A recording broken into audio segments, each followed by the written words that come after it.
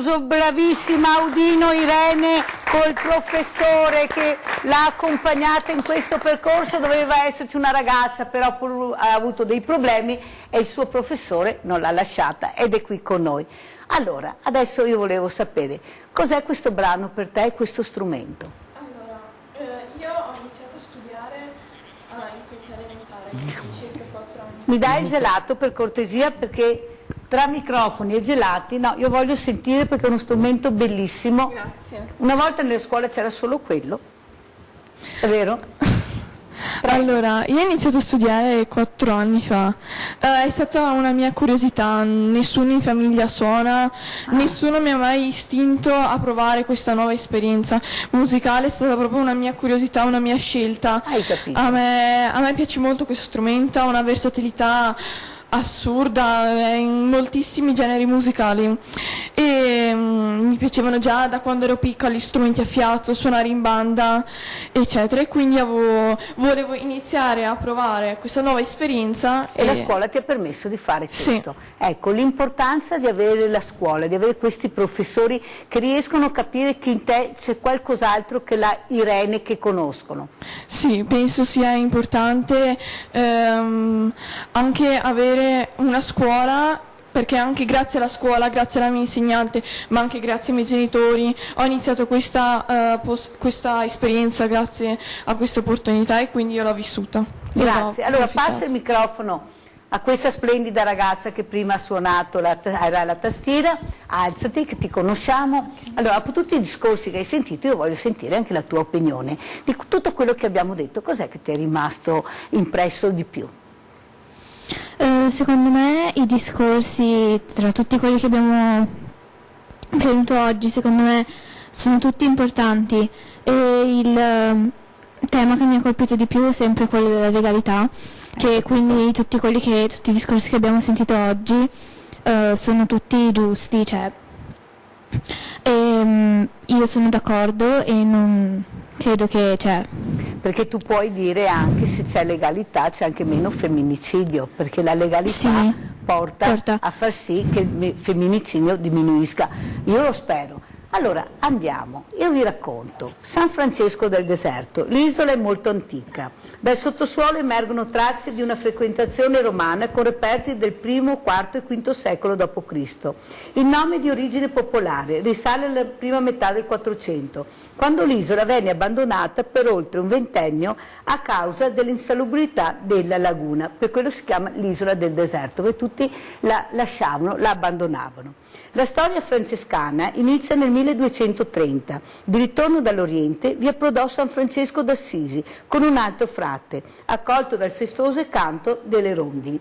E qui adesso voglio sentire Massimiliano, perché tu mi hai portato in questa bellissima isola, percorrendo questa laguna meravigliosa, ma soprattutto cos'è quest'isola per te? E come mai c'è così tanta gente che la conosce? Cos'è che attrae? Perché c'è un silenzio incredibile, una natura meravigliosa. La natura o il silenzio, tutte e due? Allora, San Francesco del Deserto sembra che sia tanto conosciuta, ma in realtà non lo è, perché è un posto difficile da raggiungere, perché da quando noi abbiamo iniziato il nostro servizio di linea, adesso nel periodo estivo è raggiungibile una volta al giorno, al pomeriggio, ma d'inverno il servizio di linea non c'è, portiamo lo stesso la gente noleggiandogli la barca. Vede mediamente sui 25.000 presenze l'anno, che arrivano o col servizio di linea, ma soprattutto con gite organizzate che partono da Fusina, da Venezia, da Treporte. Allora Massimiliano, partiamo assieme, perché a casa sono curiosi, tanti non la conoscono. Partiamo con questa isola del deserto, ma con questo viaggio bellissimo.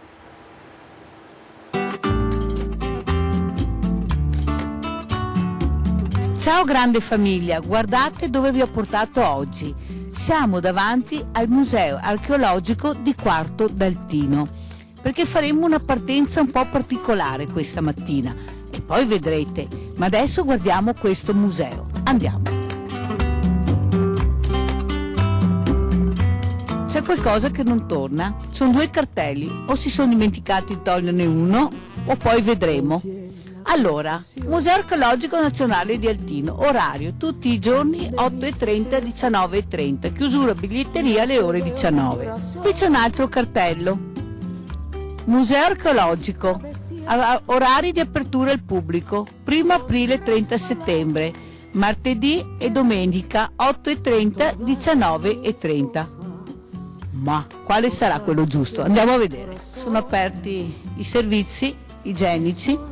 C'è una macchinetta da caffè e c'è una scolaresca. Ho parlato con l'insegnante, la quale è d'accordo con me che dovremmo tenere molto più aperto questi posti, anche perché i ragazzi possono venire a vedere, a guardare, a conoscere. È sempre troppo chiuso. Ecco, questa è una testimonianza che sono sulla strada giusta. Dobbiamo tenere aperto. Abbiamo le possibilità, creiamo posti di lavoro. Guardate anche qua, c'è la scolaresca ma è tutto chiuso. Siamo entrati, il museo è aperto. Per riprendere ci vogliono le autorizzazioni, se no non possiamo riprendere. Naturalmente ho fatto presente di questi 2 cartelli, non riuscivamo a capire qual era quello giusto e naturalmente mi ha dato ragione. Ho detto un cartello, ma almeno che si capisca bene. Serve fare 20 cartelli, ne basta uno ma con gli orari giusti, perché non avevamo ancora capito se era aperto o chiuso. Ma nonostante sia aperto, noi non possiamo riprendere perché non abbiamo fatto la richiesta. Quando ne andremo fuori con questa burocrazia? Siamo con Lidia è entrata con me, ha sentito anch'io quello che ho chiesto e che ho fatto notare. Anche tu sei rimasto un po' male nel vedere che non si possono riprendere questi cartelli, che non riesci a capire se è aperto o chiuso? Sì, secondo me se non, Sandro non spingeva la porta io pensavo che fosse tutto chiuso e andavo via, perché i cartelli sono strani. Uno dice una cosa e uno dice l'altra. Non lo so se sia così giusto o no. Secondo te sarebbe giusto invece sempre aperto e la possibilità anche di riprendere, perché in fine siamo un'emittente, ci dichiariamo anche chi siamo. Cosa vorresti dire? No, io penso che i musei dovrebbero essere sempre aperti, che ci sia gente o non gente, perché qua a Quarto d'Altino non è Venezia. E secondo forse è giusto che per riprendere ci sia un mandato, c'è qualcosa, perché se no tutti vengono qua, riprendono tutto. Però divulgare anche queste importanti testimonianze, sì, bisognerebbe che ci fosse un po' meno di burocrazia. Lo sai, in Italia è burocrazia che c'è dappertutto. Troppo forse. Naturalmente guardate l'erba altissima. Siamo 2 passi da Venezia, perciò pensate quanti turisti potrebbero arrivare. Non c'è una corriera, c'è questa scolaresca che si sta imbarcando, anche lei come noi, per andare su quest'isola. E allora continuiamo così, però almeno noi facciamo vedere. Poi chi di dovere prenderà posizione e dirà quello che pensa, però io devo trovare un museo con l'erba così alta, quei cartelli, uno dice aperto, uno dice chiuso. Entri, guai a riprendere se non hai. Ma che Italia siamo? Ma. Sandro, allora in curia, cartelli, non si capisce se è aperto o se è chiuso, guai a riprendere, ci vogliono delle richieste, 2 passi da Venezia, pensare quanti turisti potrebbero vedere questa meraviglia, perché è una meraviglia questo museo, non c'è una corriera, non c'è anima viva, posso dire. Ma è un giorno della settimana, ma io posso dire che a Venezia tutti i giorni della settimana sono pieni di turisti, portarli anche qua non sarebbe male. Cosa dici? Ma ti vedi, questo qua è un posto archeologico, dove è nata Venezia qua è nata Venezia, perché da qua dopo faremo un bel percorso e vedremo le popolazioni di che a volta che con le barchette per scampare dai barbari e si è portato verso la laguna di Venezia e ha cominciato pian piano da Torceo, Masorbo e via dicendo a costruire Venezia, quello che ti vedi adesso. Ora, a Sar e a mamma, il letto e il puteo che si imbriaga, non lo so, Ma secondo te è giusto arrivare, veda, l'erba alta, sti cartelli, cioè è possibile che non si possa sempre fare un passo in avanti? Appunto, perché Iga sa mamma così Col puteo che si imbriaga. Col puteo che si imbriaga e Questo... il puteo è Venezia.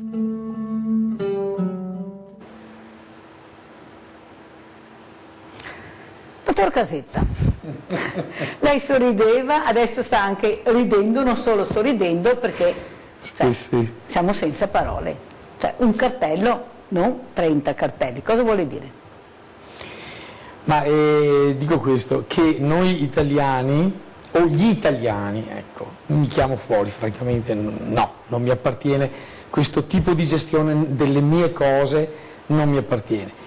E siamo in gambissima, sono gli italiani in gambissima nel farle le cose. Non ho dubbi che sia un museo estremamente prestigioso, non lo conosco, non ho visto niente. Che costa con quello che è costato. Oltretutto ho visto delle architetture anche moderne e contemporanee e anche non contemporanee, insomma, molto riqualificate. Sinceramente l'impressione a vederlo da fuori, senza dubbio una ottima impressione, quindi siamo capacissimi di fare le cose, non siamo assolutamente in grado di gestirle. Prossimo servizio.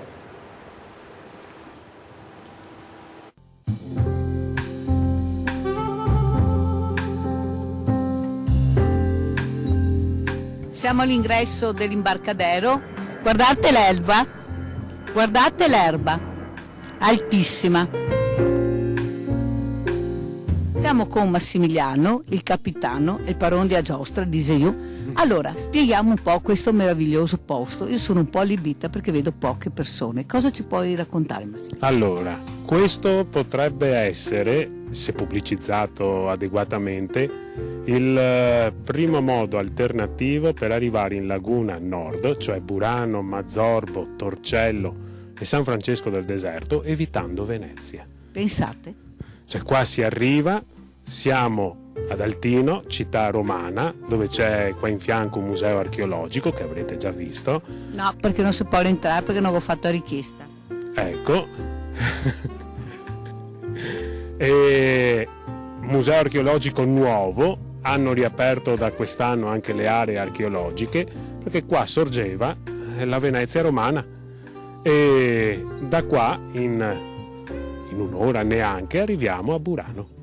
Pensate alla comodità, ma soprattutto viaggiamo all'interno dell'area blu della laguna di Venezia. Una delle più belle. Penso proprio di sì, ma anche tra le più incontaminate. Pensate cosa vi faccio vedere, cosa sentite questa mattina. Un'altra cosa che mi viene spontanea, lo dico sempre in trasmissione, ma come si potrebbe fare per portare il turista da Venezia al museo? Partiamo con questo museo. È così difficile, secondo lei, Massimiliano? Non sarebbe difficile se venissero usati i canali giusti per promuovere il territorio, perché dal mio punto di vista, io abito a Burano, io sono invaso da 4-5 milioni di turisti all'anno e siamo l'ultima ruota del carro di Venezia. Perciò pensate che numeri? Cioè, pensate ai numeri che fa Burano, nonostante tutto, nonostante quello che vedete, leggete sui giornali, di affollamento di mezzi pubblici e di tutto quello che ne consegue. Bisognerebbe promuoverlo, ma non per un turismo di massa. Bisognerebbe promuoverlo, secondo il mio punto di vista, con prenotazioni, posti limitati. Uno non viene oggi perché non ha posto, viene domani, si prenota con largo anticipo, sa che ha il suo posto, le entrate ai musei, museo di Altino, museo di Torcello, museo del Merletto di Burano, le collezioni private anche dei merlettai di Burano, perché non ci dobbiamo dimenticare di questo. Che le abbiamo fatte vedere. Ecco, così uno arriva e viaggia anche in modo molto molto decoroso, ma soprattutto apprezza il territorio. Allora, un'altra domanda che vogliamo fare: quanto ci impieghiamo da qua a Burano? Ci impieghiamo più o meno un'oretta, dipende tanto dalle maree, perché con bassa o alta marea sono già 5-10 minuti di differenza di percorrenza, perché qua sotto se cado in acqua io tocco non ho profondità, adesso siamo in alta marea. Cosa costa un biglietto e una gita, una bellissima gita? Allora, il biglietto costa 12 euro un'andata e ritorno della linea A che tocca Torcello e Burano, costa 10 euro il biglietto della linea B Burano-San Francesco, andata e ritorno, i 2 biglietti assieme costano 18 euro. Avete capito? Che cifre? Avete capito cosa vedete? Ma un'altra cosa, non si potrebbe fare un pacchetto e inserire questo percorso e questa meraviglia che è il Museo Archeologico di Altino? Ma potrebbe essere fatto se qualche tour operator fosse interessato a questo. Non vedere sempre Piazza San Marco, ma vedere anche quello che sta intorno a Piazza San Marco, vedere dove è nata poi alla fin fine Piazza San Marco. Esatto. Con queste parole al momento vi lasciamo e adesso ci imbarchiamo. Massimiliano, ci imbarchiamo. Tu vuoi dire qualcosa? Già detto tutto là. No, manca una cosa. Perché si fa così fatica a fare questo pacchetto e portare tutti questi turisti a vedere anche questo splendido museo o gli altri musei? Allora, si fa fatica perché è un prodotto nuovo. Ripeto, Venezia si calcola che faccia sti 28-30 milioni di turisti all'anno, meno, queste sono le voci che girano. Tutti finiscono a Piazza San Marco. E Burano, come detto prima, arriva una minima parte. San Francesco del Deserto, se lo mettiamo nelle percentuali, è lo 0,0001 di chi arriva, del turista che arriva. E promuovere, spostare i flussi turistici non è semplice, ci vuole molta professionalità, perché muoversi in un ambiente del genere non è il canale della Giudecca, corro avanti e indietro e porto migliaia di turisti su un giorno. Qua si sa che un'ora per fare 6 chilometri, cioè bisogna entrare nell'ottica che non sia in terraferma, ma come sono cresciuto io. Come sono cresciuto io, Burano-Venezia 8 km, in terraferma sono 10 minuti, noi viaggiamo con la mentalità no, Burano-Venezia sono 40 minuti, non 8 km la distanza. Partiamo col prossimo servizio.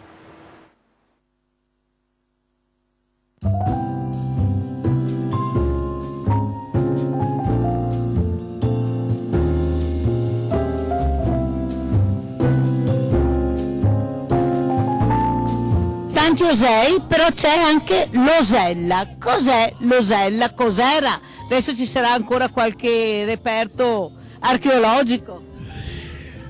Ti vedi, ora il nome Osella, intanto l'Osella già era l'antica moneta veneziana, ma come è che è nata sto nome, sta moneta e è il nome che ha sta moneta?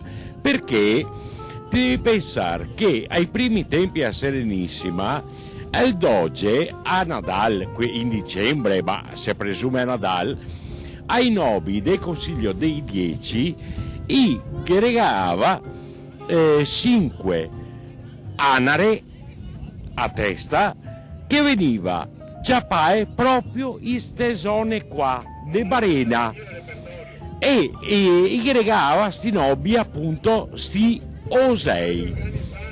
A un certo punto il doge, per i cacciatori che già occupati con le guerre e quest'altro che altro, insomma, che costava più comprare sti osei che no coniare una bella medaglia d'oro e regalare una bella medaglia d'oro a sti nobili, e sta medaglia si chiama Osella. E era invece moneta della volta.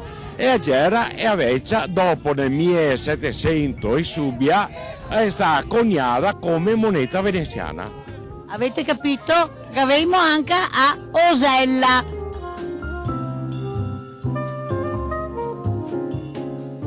Anticamente qua c'era anche dei saline e anticamente si sa che il sal era l'oro dell'epoca, difatti salario dai saline, appunto perché una volta ti pagavi col sal e no qui skei, che già era sti scambi che se qua e come il sal anche tante altre merci e già erano merci de scambio, praticamente uno non aveva qui che adesso e non aveva paura di essere rapinata dalla scarsità di skei.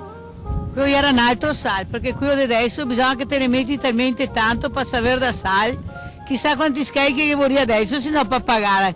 Pensa che scambi, se mangiarissimo in tutte le case per pagare con quel sal che c'è adesso, ma che sai che c'è adesso, Branduisio? Ah, guarda, è fatto, guarda, se già una volta dicevamo si è fatto a Montedison. Visto che vedemo tanti osei, mi non ho visto neanche una rondine sto anno, Branduisio, ti ha tu vista a Venezia, mi a Treviso non riesco e ci sono sul parco dello Storga, sono su una città che i rondini erano tantissime, vicino al Silmi non vedo una rondine. Ma guarda, a parte che adesso mi abito a Mestre e un pochettino fuori a Mestre, una volta come dai parti tue che c'era queste bei rondini che mi piaceva tanto vedere, che voleva tutti quanti sti gruppi sparie, ma non solo i rondini di sparie, ma de notte che faceva paura a mia moglie, che c'era i pipistrelli che svolava, bon, neanche mezzo,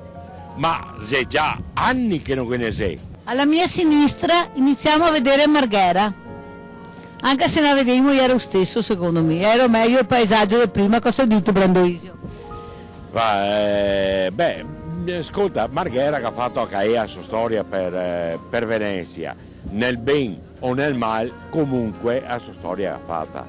I veci, mi ha detto un signor molto anziano, i veci che ha fatto Venezia, gli architetti che ha fatto Marghera. Ah sì, indubbiamente. Ascolta, dove c'è che mettiamo un polo industriale che dava da lavorare, come ripeto, nel ben o nel mal, che dà a lavorare a tante persone. Dovevamo pensare che Venezia, negli anni 50, che aveva 130.000 persone, tra Venezia e isole, e già 130.000 persone. Ora a Venezia che c'è?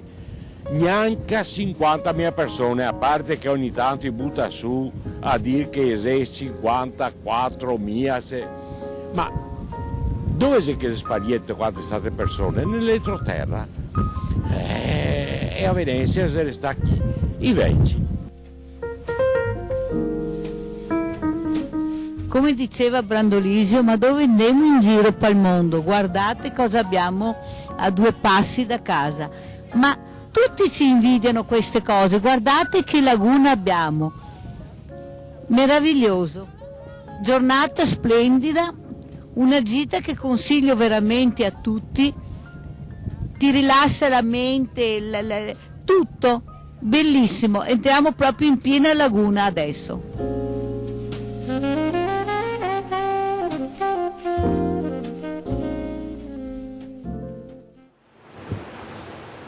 Dottor Casetta, commentiamo un po' questa immagine, questa meraviglia della natura, questa natura che si pulisce da sola, questa natura che si rigenera finché non arriva la mano dell'uomo. Ecco. Ho finito bene, vero, dottor Casetta? Sì, ecco. Prego.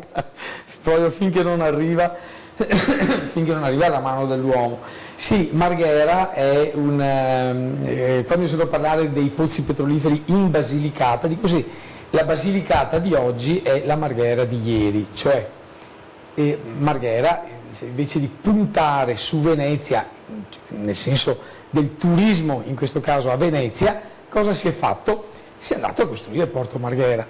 Basilicata la stessa cosa, invece di puntare sul rilancio anche a livello turistico di una regione meravigliosa, abbiamo pensato bene di distruggerla, perché ci interessa il 7% di consumo del petrolio in Italia proviene dalla Basilicata. Vabbè, cioè, a furia di scavare, insomma, saremmo andati a prendere quello della Nuova Zelanda, che è agli antipodi, a furia perché dovevamo trovarlo per forza.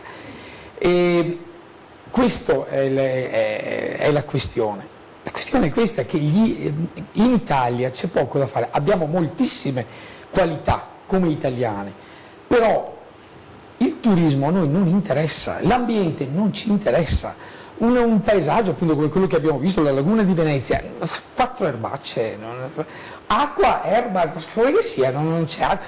Questa è proprio la mentalità che abbiamo noi. Il museo di Quarto d'Altino, ma nessuna programmazione, nessun tessuto connettivo, nessuna idea di territorio. Uno gli viene in mente di fare un museo archeologico a Quarto d'Altino, lo fa, basta, ma è chiuso, e vabbè, ma non l'è fatto. È fatto. Cosa è il problema? Cosa è il problema? Basta. Una persona appunto come lui che si mette a navigare la laguna, secondo me è una roba meravigliosa, lascia che naviga. Cioè, cosa occorre? Promuoverlo, aiutarlo? No, beh, certamente sì, ne abbiamo parlato prima, il pubblico non ha sentito la conversazione che abbiamo fatto prima.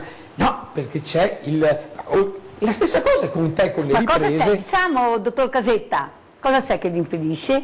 Perché? Se diciamo il problema specifico, sì, per carità c'è.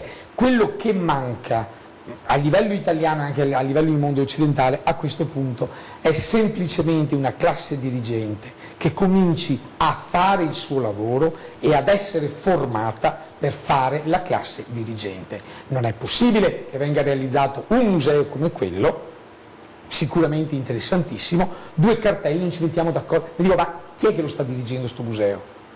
Sentiamo i ragazzi. I politici di turno, dico, non è che vanno dal direttore del museo a dirgli scusami, ma si può sapere cosa stai facendo? Chi vuole rispondere guardando queste immagini che avete visto? Questo ambiente lo conoscete, lo apprezzate? Quanto ci tenete all'ambiente? Grazie. L'ambiente è fantastico, bisogna anche prendercene cura perché è molto importante e l'uomo sta distruggendo però la natura. Sta a voi anche cercare di far capire che l'ambiente è soprattutto vostro. Prossimo servizio, andiamo all'isola di San Francesco del Deserto.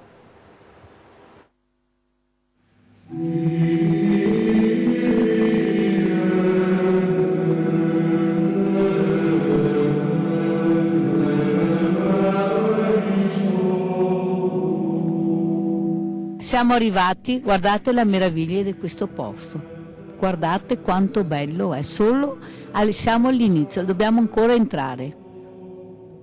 E la tranquillità che si respira, proprio un senso di pace, di tranquillità. Bellissimo. Grazie di farci entrare in questa meraviglia. Ci fa un po' da cicerone, spieghiamo dove siamo, padre Roberto. Siamo nell'isola di San Francesco del Deserto. È quell'isola che ricorda qui il passaggio di San Francesco di Assisi, almeno c'è tutta una tradizione che attesta la sua presenza qui. Non ci sono documenti che lo dicano esplicitamente, però anche la tradizione ha la sua importanza, anche perché è una tradizione plurisecolare. San Francesco arriva qui nel 1220, quindi sono quasi 8 secoli, quasi 800 anni. Lui in quell'anno ritornava dalla Terra Santa, in particolare lui faceva ritorno dall'Egitto. In Egitto aveva incontrato il sultano, era il tempo della Quinta Crociata, e lì nel 1219, quindi 8 secoli fa, era avvenuto questo famoso incontro che è rimasto un po' anche nella storia. Entriamo allora, padre Roberto. Poi lui ritorna dall'Egitto con le navi veneziane, quindi approda qua in laguna e arriva anche in quest'isoletta. Allora io le do il microfono, padre Roberto, lei ci fa. Sì. San Francesco allora arriva anche in quest'isoletta, l'isola era privata, apparteneva ad un nobile veneziano, certo Jacopo Michiel. Michiel era una delle famiglie importanti di Venezia perché avevano dato anche dei dogi nel passato. Arriva qui Jacopo Michiel, poi qualche anno dopo, nel 1233, dona quest'isola ai frati. Abbiamo ancora il documento originale di donazione, non noi, ce l'hanno a Venezia, gli eredi della famiglia Michiel. Questo qui è un estratto, un documento importante comunque perché da qui veniamo a sapere che nell'isola era stata costruita già una chiesa dedicata a San Francesco. Bene. quindi con la donazione inizia anche la presenza stabile di una comunità di frati. La presenza del crocifisso in un ambiente francescano non deve mai mancare, no? Perché questo emoziona perché è rappresentato ecco, nel momento in cui sta per emettere lo spirito, ecco, per cui il momento della morte, ma è il momento, almeno secondo l'Evangelista Giovanni, è il momento in cui lui dona anche lo spirito. Ecco, quindi. Che anno? Ma questo qui dicono del 400, ecco, lo attribuiscono al 400. Questo è il primo chiostro, nel senso che nel convento ci sono 2 chiostri, ecco, questa è un po' la parte più antica. La parte del 200, anche se di originale del 200 c'è poco, perché ecco, è stata la parte almeno del colonnato, del porticato, una ricostruzione fatta nella seconda metà dell'800. Ecco, il pozzo originale. Questo è un pozzo originale? È del 200, sì. La vera del pozzo, ecco, no? Dove ci spostiamo adesso? Ci spostiamo verso la chiesa, no? Quindi, ecco, quella prima chiesetta, quella citata nel documento di donazione dedicata a San Francesco, che la costruzione di quella chiesetta si fa risalire al 1228, che è l'anno della canonizzazione di San Francesco. Ecco, questa prima chiesetta era limitata alla zona del presbiterio, quindi una piccola chiesetta, una cappellina, ampliata poi successivamente nel 400 e nel 600 fino alle dimensioni attuali. Ecco, in questa veste sobria, spoglia, ecco, questo è il risultato del restauro fatto negli anni 60. Quegli anni lì hanno tolto tutto quello che era stato aggiunto nel corso del Novecento, infrastrutture, ma colonne in finto marmo, tonaci, era molto carica e pesante, quindi hanno rimosso tutto e l'hanno riportata un po' a questa semplicità originaria. Ecco, magari ci avviciniamo. C'erano 2 chiese, questa di San Francesco, piccolina, e proprio a fianco, quindi da questo lato, poi entreremo, un'altra chiesetta più antica dedicata alla Madonna, la chiesetta della famiglia dei Michiel, privata. Ecco, in mezzo, adesso vedremo, c'è il luogo dove ha pregato San Francesco. Ci spostiamo. Poggia sopra tracce di quella antica, sempre dedicata alla Madonna, di questa ha ritrovato tracce del pavimento, quello sotto alle grate, sì, il muro della facciata, quello di là. Ecco, e qui invece è un po' il luogo più importante dell'isola, il cuore. In questo spazio, ecco, è sempre custodito e conservato perché è ritenuto il posto dove Francesco ha passato momenti di preghiera qui, ecco. Naturalmente non come l'ha costruito Francesco, perché probabilmente qui San Francesco non ha costruito niente, però il luogo, ecco, è questo qui. E legato alla preghiera di San Francesco qui, ecco, si ricorda un fatto, è il miracolo degli uccelli. Non la predica agli uccelli, che forse è più conosciuta, quella avviene ad Assisi. Questo fatto ci viene raccontato da San Bonaventura da Bagnoregio, questo frate importante. Lui intorno al 1260 ecco, scrive una nuova biografia su San Francesco, è conosciuta come Legenda Maior o Vita Maggiore, che doveva essere un po' il testo ufficiale per l'ordine. E lì Bonaventura ecco, ci riporta questo fatto. Lui dice espressamente che San Francesco, mentre attraversava la laguna di Venezia, quindi è storico, si sa che San Francesco passa da queste parti, ecco, lui dice che arriva in un luogo dove viene accolto e trova tantissimi uccelli che cantavano, erano sugli alberi e cantavano.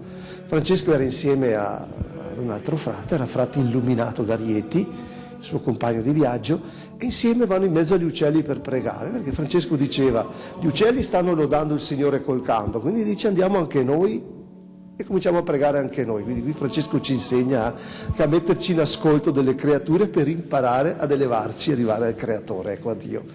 E questo, quindi i 2 frati vanno in mezzo agli uccelli, cominciano a pregare, gli uccelli non si erano mossi, però anche loro continuavano a cantare, sempre più forte, al punto che i 2 frati non riuscivano più a capirsi. E allora Francesco, ancora una volta, lui si rivolge agli uccelli, li chiama fratelli, e dice, fratelli uccelli, smettete di cantare, quindi chiede agli uccelli di fare silenzio e gli uccelli stanno zitti. Tempo di fare la preghiera e poi ricominciano a cantare. Quindi, il luogo dove è avvenuto è sempre stato identificato con quest'isola. Ecco. E se vogliamo è l'episodio che meglio descrive la realtà del luogo riguardo il silenzio e la preghiera. Ecco. La caratteristica dell'isola è quella di essere un luogo di silenzio e di preghiera. Ecco. Io volevo entrare in questo posto, guardate, è un'emozione unica, guardate. San Francesco con gli uccelli, guardate cosa c'è nell'alto su questa piccola finestra dipinto e guardate San Francesco che prega. È un'emozione unica, è incredibile, è un'emozione, guardate. Io spero che qualcuno capisca e venga a vedere questa meraviglia, questa è proprio una meraviglia. Padre Roberto, lei ci sta dando anche una news, diciamo così. Chi è che ha fatto costruire questa chiesetta? Beh, sembra che la piccola chiesetta è dedicata a San Francesco, che risale al 1228. Sembra che a interessarsi o a spingere per la realizzazione sia stato Sant'Antonio di Padova. Questo perché Sant'Antonio di Padova nel triennio dal 1227 al 1230 lui era il ministro provinciale dei frati del nord d'Italia, quindi era il superiore, quindi lui si sarebbe fatto avanti verso il proprietario dell'isola per realizzare la piccola cappellina per ricordare un po' la presenza qui di San Francesco. Padre Roberto, queste grate che vediamo anche all'ingresso della chiesetta, cosa fanno vedere sotto? Beh, è il livello del pavimento quello più antico. In particolare qui vediamo tracce della pavimentazione della chiesetta, quella dedicata alla Madonna che trova San Francesco quando arriva qui, ecco, quindi è imbattuto veneziano. Qui siamo intorno al 1100, ecco, 1200. Ecco, sono state rimesse in luci con i restauri degli anni 60, quando hanno effettuato uno scavo sotto al pavimento della chiesa, quindi ritrovando cose che si tramandavano. Ecco, quindi poi con le grate hanno lasciato... Beh, un'altra curiosità, no? Se volete, no? Vi girate, ecco, vedete questo, abbiamo messo uno specchio per vedere chi c'è qui sotto. Vedi? Guardala. Praticamente era il coperchio della tomba di questa donna, vissuta fra il 300 e i primi del 400, ecco. Lei aveva voluto essere sepolta qui davanti alla chiesa di San Francesco, tra parte della pietra tombale della Frangola Giustiniani, la parte delle gambe, e si può notare, vabbè, la ricchezza delle vesti, però portava il cordone come i frati, con i nodi. Questo perché sicuramente lei seguiva un po' la spiritualità di San Francesco, quindi una terziaria francescana, quindi a quel tempo portavano anche un segno esteriore che li distingueva, il simbolo. Sì.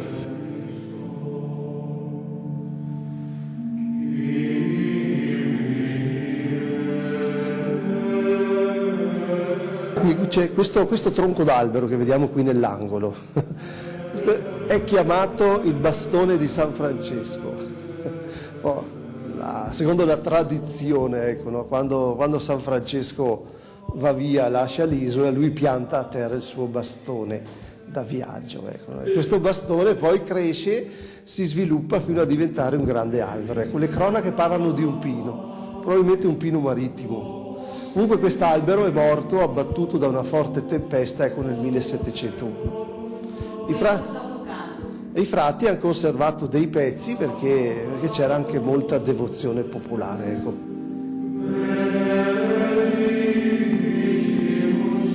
Abbiamo la tomba di questo frate, una figura importante per questo luogo, è il padre Bernardino da Portogruaro. Ecco, l'isola nell'800, dicevo prima, era stata occupata prima dalle truppe di Napoleone e poi dagli austriaci per più di 50 anni, era diventata una polveriera. Questo frate riesce ad incontrarsi con l'imperatore d'Austria, Francesco Giuseppe, e a chiedere la restituzione dell'isola per i frati, riuscendo ad averla. Quindi qui i frati sono tornati nel 1858, 2 anni prima si era incontrato con l'imperatore, perché l'imperatore era arrivato a Venezia in una delle sue visite insieme con l'imperatrice Sissi. Ecco, quindi. Per cui se l'isola c'è ancora, forse il merito è tutto di questo frate, ecco, che ha fatto di tutto per riscattarla. Questa campana è una delle campane della chiesa di Santa Lucia di Venezia, quando hanno realizzato la stazione dei treni nel 1860, mi sembra circa. Hanno demolito la chiesa che custodiva il corpo di Santa Lucia Vergine Martire. Il corpo attualmente è lì a San Geremia, la chiesa lì vicino, e 2 di quelle campane le avevano donate qui ai frati al deserto, perché i frati erano appena ritornati dopo le soppressioni napoleoniche, per cui fra le altre cose erano sparite anche le campane, ecco, quindi questa è stata sostituita una quindicina d'anni fa perché è rotta, quindi, però è del 700 la campana, sì, un'altra ancora su che suona comunque.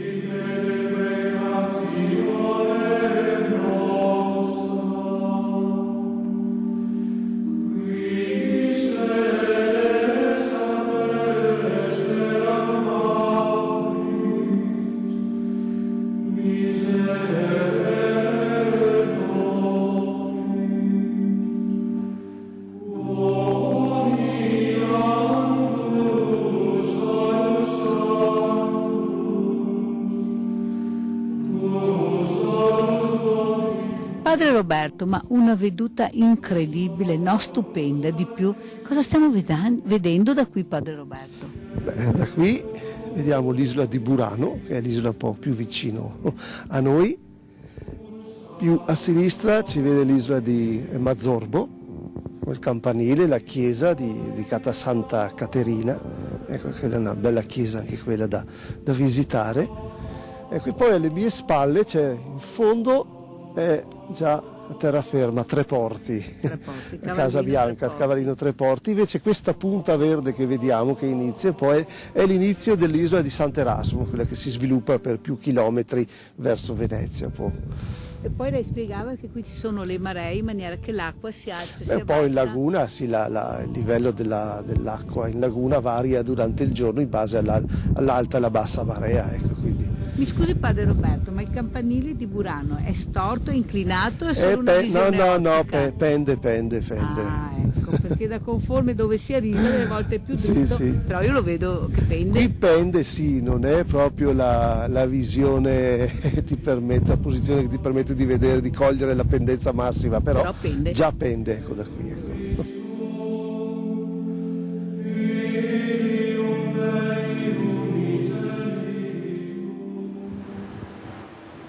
Avete visto dove vi ho portato? Professoressa Cremona, io so che lei conosce questa isola, sua mamma mi diceva. Sì, mia mamma. Che emozione è rivedere, per lei questi ragazzi hanno capito l'importanza di questo posto, della natura, della storia, cioè, si può credere, non credere, però vedere è un'emozione. Ma hanno capito sicuramente, i ragazzi colgono la bellezza. Anche quando siamo andati in gita giù a Palermo erano veramente ammirati, dicevano professoressa ma non pensavamo, loro colgono la bellezza, colgono il valore delle cose sicuramente.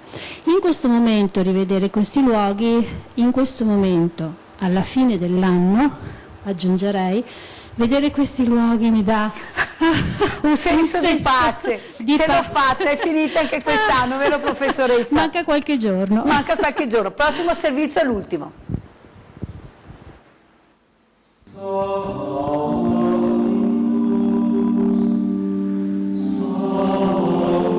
Padre Roberto, ma ci sono i giovani che vengono a visitare questa meraviglia? Beh, ci sono, sì. Soprattutto nei mesi di maggio, no? Tante scuole scolaresche che vengono portati dai loro insegnanti, spesso vengono preparati prima, quindi quando arrivano sanno già, ecco, no? Perlomeno conoscono un po' qualche cosa sulla vita di San Francesco, ecco, e qui un po' completano, ecco, no?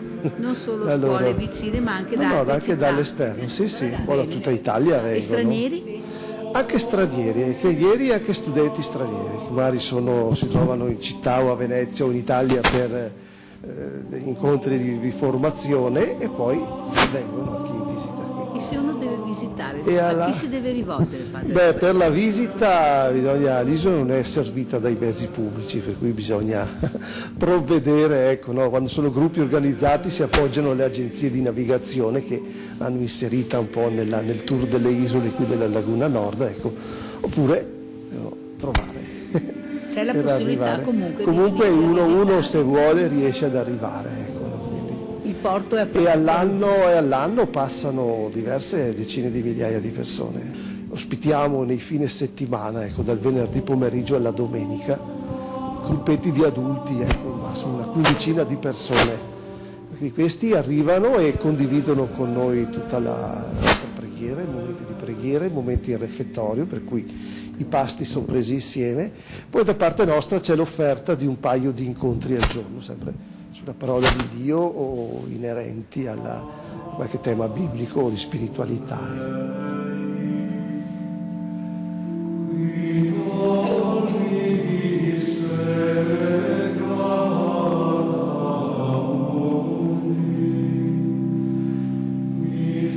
Padre Roberto, adesso abbiamo in esclusiva l'apertura di questa zona riservata alla preghiera. Sì, questa parte di Isola, diciamo, non è aperta per chi viene semplicemente in visita, ma è riservata per chi viene qui per i ritiri spirituali, quindi è la zona cosiddetta di preghiera. Ecco, quindi adesso entriamo, andiamo.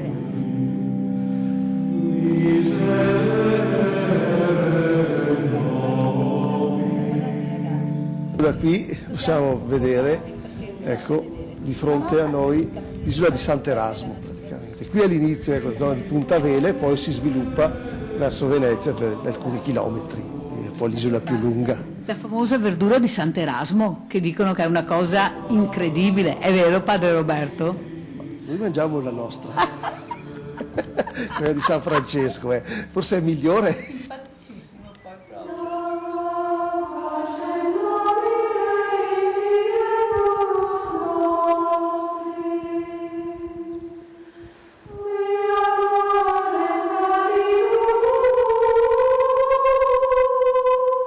Un altro angolo di paradiso con un altare. Più che un altare c'è questa pietra che è stata posizionata proprio all'occorrenza, qui questo può servire come altare, quindi questo luogo all'aperto per una celebrazione eucaristica, sì. Quindi con questa veduta, ecco, che si spinge all'interno della laguna, ecco, in orizzonte abbiamo San Marco, la Basilica di San Marco, altri campanili di chiese famose di Venezia, quindi la cornice è bellissima, un'abside naturale. E naturalmente c'è la Madonna. È la statua della Madonna, sì, sulla colonna. Quindi.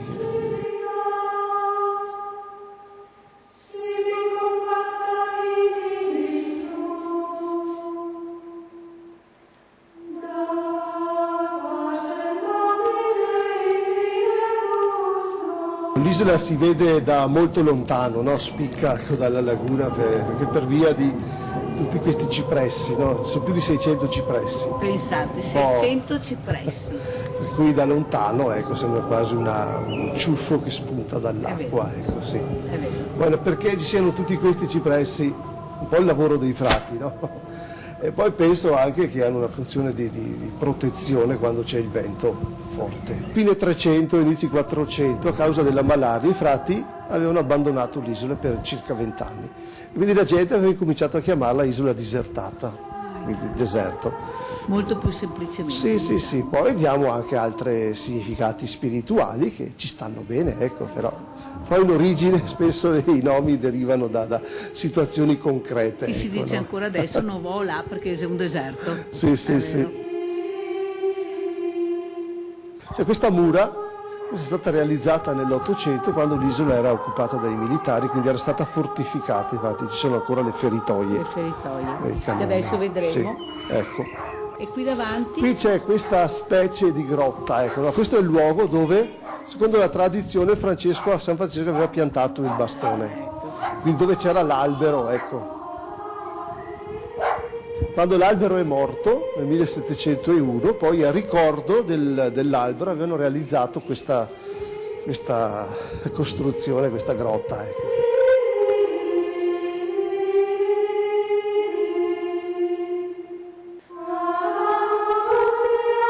Sandro Brandoliso, qui c'è un calendario alle spalle, cosa vuol dire? Beh no, anticamente come facevano a sapere il mese, il giorno, allora chiaramente c'erano questi manufatti, chiamiamoli così, che mettevano in evidenza, appunto, basta guardare dietro e vedere. Ne ho visto uno perenne nella Basilica di Bologna, di San Petronio a Bologna esattamente, ed è a pavimento, dove da un buchetto come quello che vedete qua su questo calendario perpetuo passa la luce, e dove batte questa luce per terra c'è il giorno, ma non sbagliano mai, l'hanno fatto chissà quanti anni fa.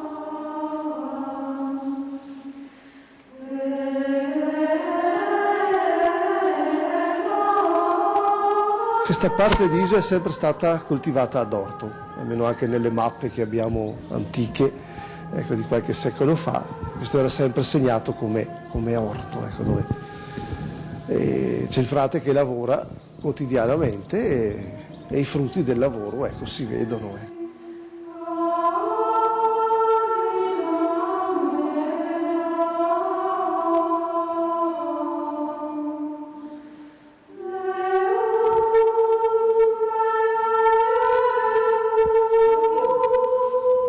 Questa parte viene realizzata dai frati quando ritornano dopo il tempo di abbandono dovuto alla malaria. Ecco.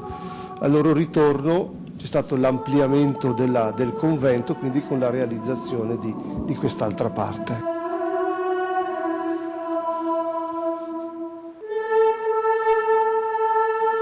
Specie di barche, ecco, che sono fessurate, hanno dei tagli, ecco, venivano utilizzate per conservare il pesce vivo.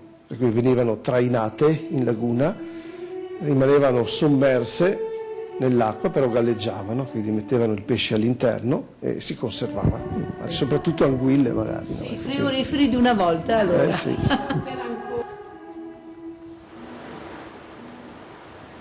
Permettetevi di ringraziare, oltre a padre Roberto che ci sta guardando e lo salutiamo, grazie, Sandro Brandolisio, sua moglie Lidia.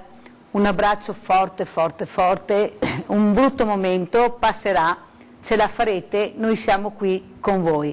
Ringrazio tantissimo i nostri ospiti, queste 2 ore sono letteralmente volate, ci sarà una prossima volta e adesso sentiremo un po' di musica, perché dopo questo groppo alla gola che mi è venuto, sentiamo cosa ci fa sentire questa bravissima ragazza.